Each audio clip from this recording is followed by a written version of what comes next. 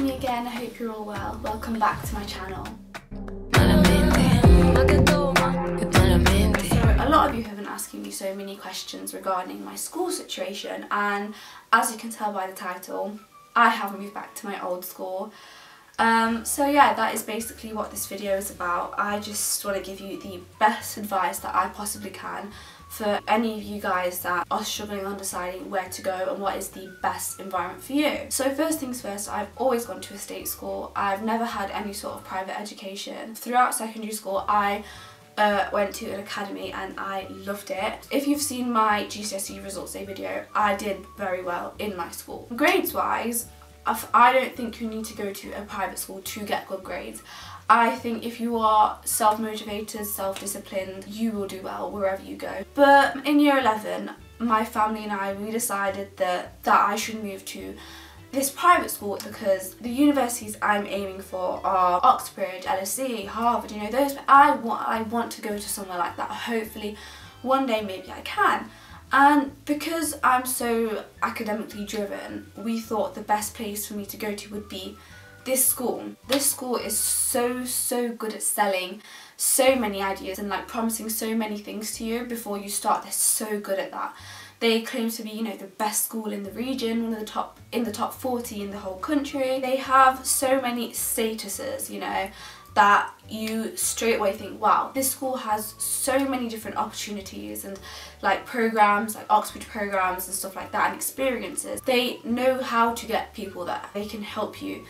And the only reason, or the main reason why I wanted to move there was because it would be the perfect environment for me to get used to that sort of lifestyle and, you know, get used to how I should be organising myself, getting involved in all the extracurriculars and the right things that can help me get to those places. I visited open evenings, taster days, induction days, and we were promised so many things. I was promised they have such small class sizes, you will get so much one-on-one attention, we've got brilliant Oxford programmes, you will settle in so quickly, the environment will be great for you, everyone here is so academically driven, you will be in the right company, you know, everything. They sold us everything. So we've got so many facilities for you, so many extracurricular programmes. Naturally, anyone would think, wow, this school is great. Finally, we decided to go to this school, right? After exams, I was done with my old school and I was moving forward with life.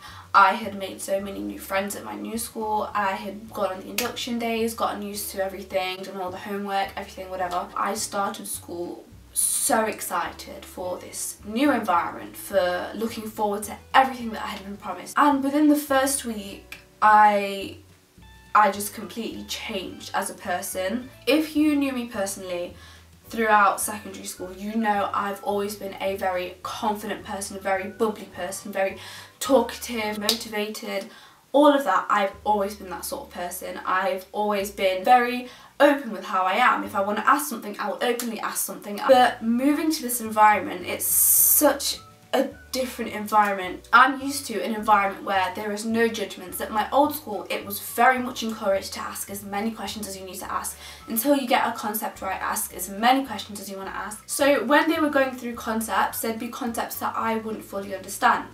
And if I'd go to ask a question about it, the teachers wouldn't, just be very reluctant to help me out. And there'd be sort of students talking, oh, like, I don't know, you can hear them talking in the background. Obviously they're judging me for asking questions. I know I'm not a dumb child, I know that, but when you have so many people just talking about you thinking you're dumb, it gets quite annoying in every single lesson. The thing with me is, if you explain a concept to me in full detail properly the first time, that's it, leave me to it, I can do the rest by myself. But if I'm explaining a concept very half-heartedly, I will keep asking questions until I fully understand it, you know what I mean? It was a boys only school until 2015 when it became co-ed, so there were not many new girls. There was about maybe 30 new girls and around 130 boys in my year. They completely neglect new students, right? Regardless if it's boys or girls, they neglect you. They focus on the students who were already here, who already have knowledge of this school's curriculum, this school's exam boards. In the first week of being there, I realised that my curriculum in my old school was different to the curriculum in this school. So there were some concepts that I had no idea of. In my school, we didn't have the option of doing Add Maths at GCSE. and I take further maths as an A level. So in my class there, every single person in my class had done add maths as a GCSE. So half the things we were doing was stuff everyone already knew, whereas I didn't do it. I didn't have the option of doing it, so I did not know any of it. I asked one of my teachers to give me a list of topics to help me close the gap between what I don't know and what everyone else does know. I never got that. Instead, he gave me the entire syllabus of the year for maths. Within the first week, I had raised my problems with the difference in knowledge to my head of year, my tutor and my teachers. They just said, you should attend the lunchtime clinics. When you go to a private school of this reputation, you know, the best in the region, the best in East Midlands, one of the top 40 in the UK, you expect the quality of teaching to be of a very high standard. You expect your teachers to give you one-on-one attention. If you have a class size of, I don't know, 6 to 10 people, you expect that. I got more one-on-one attention in my old school in a class of 30 people than I did in a class of 6 here. I got no one-on-one help. I just felt like I'd ask questions, I'd be dismissed about it. Let me tell you one story. After this day, I was broken. I was completely shattered.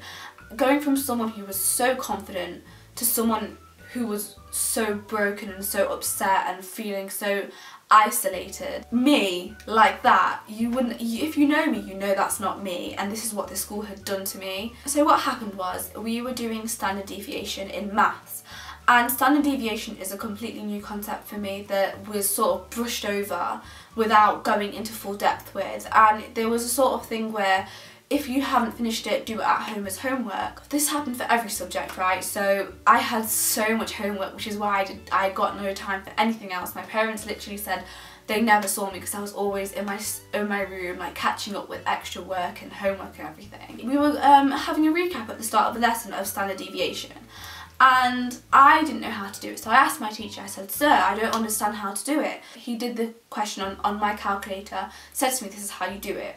I still didn't understand it, but you know, that's what happened. He said, "This is how you do it, this is the answer."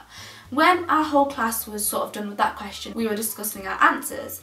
Everybody in the class got the exact same answer except me and except my teacher. So the answer that he put on the board was the same answer as mine, because obviously he did the same for me. And everyone else was trying to explain to him, "So this is not how you do it, this is how you do it, this is wrong." And he said, "Well, let's assume that the answer I was right and let's move on." And so I said, "Sir, but I don't know how to do it." And he said, "We haven't got time, we need to move on."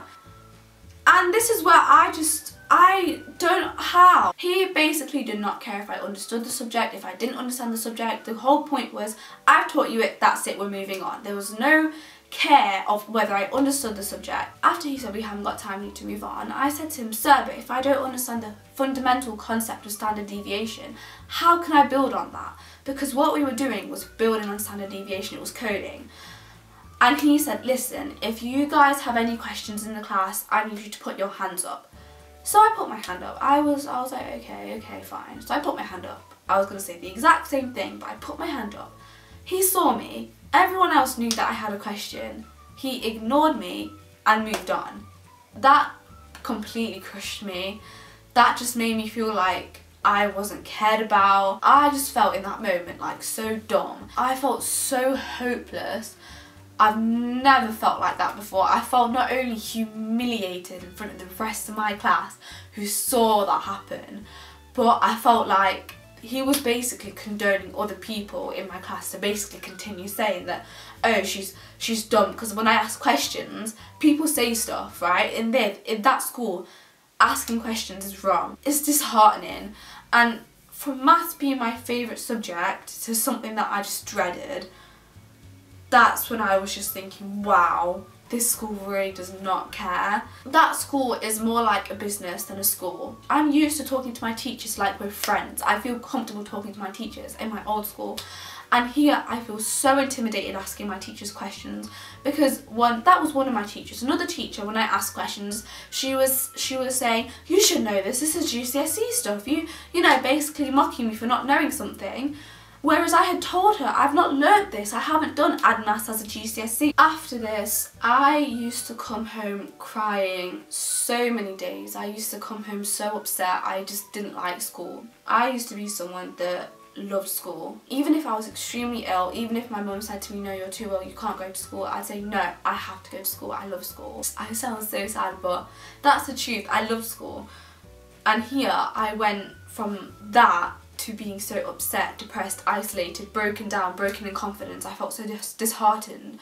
I hated school. I did not want to go. That's not a place that I wanted to be in. If you're in an environment where you do not feel comfortable in, you will not do well there. Like, regardless if you're self-motivated, you will not feel comfortable enough. You will be too distracted and you won't be able to focus on your education properly. You will be demotivated to do your work, and essentially it's just going to have an overall negative impact on your grades, on your mental health. Me personally, I believe these 2 years of A-levels are your most important time in your life, because if you want to go to uni, then obviously you need to do well in these 2 years to go there, and I do want to go to some highly universities. So this is a really important time for me. That's when I just sat down with my parents and I just said to them, look, I'm not having a good time here. I want to go back to my old school. And my parents said, you know what, give them a chance to sort out your problems, you know. You can't just have a problem, not have it sorted and move on. And so I said, okay, fine, I'm going to try and sort out my problems. Some problems with my maths were sorted out, but it was just still very hit and miss. In week 1, we emailed my tutor, my head of year, and all my subject teachers about my problems, seeing if they would get help and sort them out and stuff. It sort of got a little bit better, but then it went back downhill very quickly. So by week 5, I sat down with my head of year and I said to him, so I need to speak to you, can we have a meeting? And he said, yeah, that's fine. So we went to a room and I told him, look, this is what happened. I told him the situation that happened in my maths class. He basically said to me, you can read ahead of your subjects at home as homework. And I said to him, I don't get time. I take further maths, so at that school I had 1 free period a week. He said you can catch up in your frees. I said I don't have frees, sir. I have 1 free period a week and I cannot catch on so much work in 1 free period. Right? After school, if I don't finish something off in class, I have to do it at home. On top of that, I got proper official homework to do. So I had extra work, right, to finish up on, homework, and now you're telling me to read ahead on each subject that I'm doing as homework as well as attend these lunchtime clinics. And I'm just thinking, I have come to this school expecting one-on-one attention, you know, one-on-one help with my teachers, boost my performance academically as well as a person. First of all, academically, I'm going from a very academically able student, a very confident student, to someone who just does not believe in myself. I was doubting my own self. They sort of made me feel like I was to blame for not knowing these things. It's my fault, you need to sort it out yourself, you know. You're very much left to do things yourself. You don't get any sort of support. He said, leave it with me, I'll sort it out. After that evening, the head of the maths department came to see me. She said to me, your head of year has been telling me you are having problems with maths. And I said, yeah. And she said that, I saw you in maths clinic, you can come to me more often and I'll go through subjects with you. And then she said to me, if you're still struggling further down the line, then we can see if further maths is really the option for you. And this is where I sort of thought, hang on a minute. Are you basically saying that if I'm finding this normal maths hard, I'm not going to be able to do further maths? Like, I just felt like she was saying to me that I'm not good enough to do further maths. That made me feel so bad about myself. Bearing in mind, maths has been my favourite subject since I was 8 years old. I got a 9 in my GCSE for maths. And I'm struggling, and you know I'm struggling, you know I'm finding it hard, you know I'm lacking confidence, and the response you have to say to me is, maybe it's not the option for you. That day I came home crying. I was literally in tears, and I just felt so broken that day.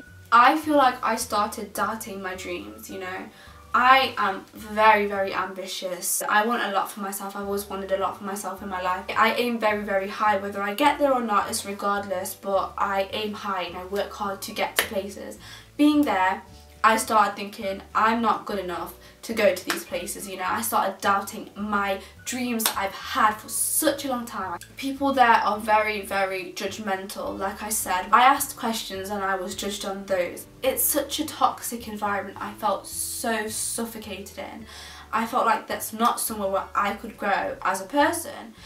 And one thing these private schools, these, you know, best of the schools, they fall short in is humility. They don't know how to teach students, you know, basic things like being humble, respecting other students. You should dream as big as you can dream. Even at my old school, my teachers were so, if I ever doubted myself, if I ever got like a bad grade or something, I'm sure I told in my other video, I told you how when I got an 8 instead of a 9 in my physics mock, my teacher said to me, if there's anyone that will get a 9, it will be you.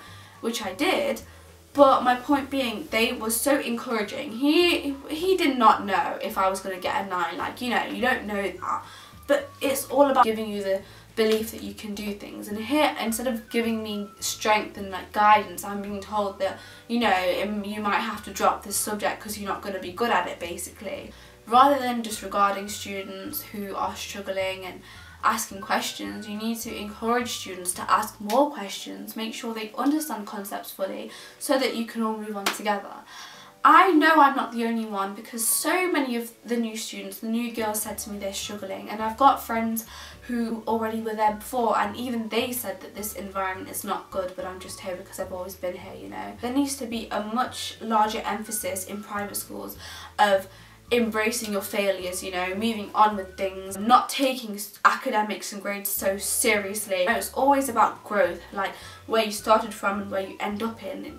If as long as you grow, that's all that matters. In order to have a growth, you need to ask questions, you need to be able to build on your knowledge, and if that sort of mentality is looked down upon not only by students but by teachers, then I really don't know for you, to be honest. I don't know for these schools, because that is such an important thing in growth. I'm so glad and grateful that I escaped from there. Just so you guys know,